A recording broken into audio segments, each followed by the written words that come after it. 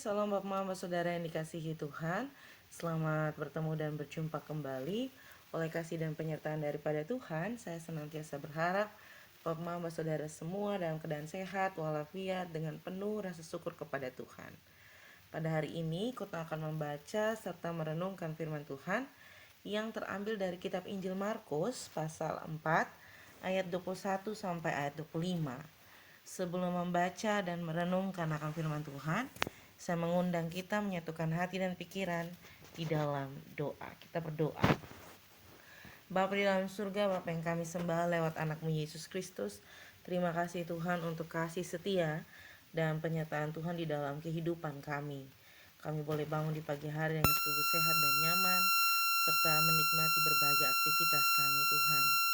Pada saat ini Tuhan, kami akan membaca, mendengar, serta merenungkan akan firman Tuhan. Kami memohon di dalam tangan dan pengasihan Tuhan, Tuhan memberkati. Biarlah apa yang kami baca, apa yang kami dengar tidak berlalu begitu saja, tetapi semuanya itu boleh menjadi berkat bagi kehidupan kami. Mengampuni kami Tuhan, di dalam anakmu Yesus Kristus, kami telah datang dan berdoa. Amin.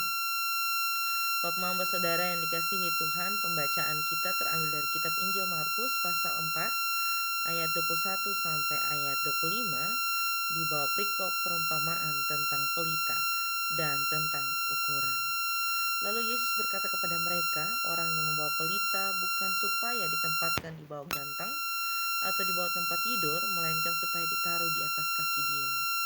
Sebab tidak ada sesuatu yang tersembunyi yang tidak akan dinyatakan, dan tidak ada sesuatu yang rahasia yang tidak akan tersingkap. Barang siapa mempunyai telinga untuk mendengar, hendaklah ia mendengar. Lalu ia berkata lagi, camkanlah apa yang kamu dengar. Ukuran yang kamu pakai untuk mengukur akan diukurkan kepadamu, dan di samping itu akan ditambahkan lagi kepadamu. Karena siapa yang mempunyai, kepadanya akan diberi, tetapi siapa yang tidak mempunyai, apapun juga yang ada padanya akan diambil daripadanya. Demikian jauh akan firman Tuhan. Yang dikatakan berbahagia adalah setiap kita yang tidak hanya membaca, mendengar, tetapi mau melakukan dalam kehidupan kita hari lepas hari. Shalom Bapak Mama Saudara yang dikasihi Tuhan. Selamat bertemu dan berjumpa kembali. Hari ini kita kembali membaca kitab Injil Markus 4 ayat 21 sampai 25. Dalam bacaan pada hari ini, kita melihat Yesus berkata bahwa ada orang membawa pelita lalu meletakkannya di bawah gentang atau di bawah tempat tidur. Bukankah pelita itu diletakkan di atas kaki Dian? Pelita dinyalakan supaya memberikan terang, bukan untuk disembunyikan. Terang itu membantu ketong untuk melihat jalan dan mengusir kegelapan. Melalui perumpamaan ini, Yesus mengingatkan ketong bahwa setiap orang yang percaya kepadanya dipanggil untuk menjadi terang di tengah dunia.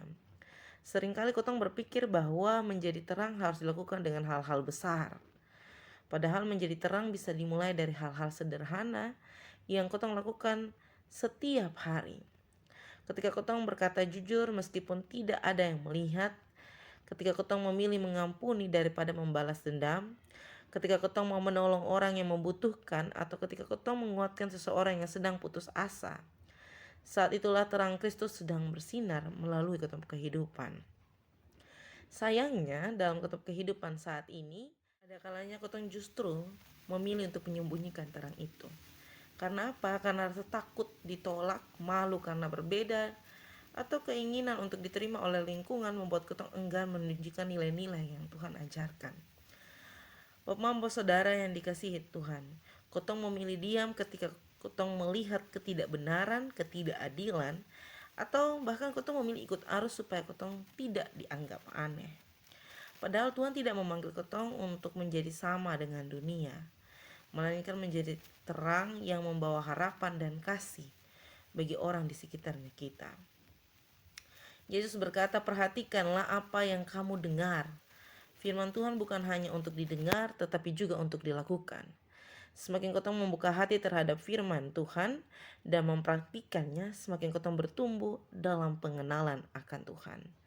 Sebaliknya, jika kotong mengabaikan firman yang sudah kotong dengar, hati kotong bisa menjadi tumpul dan kehilangan kepekaan terhadap suara Tuhan.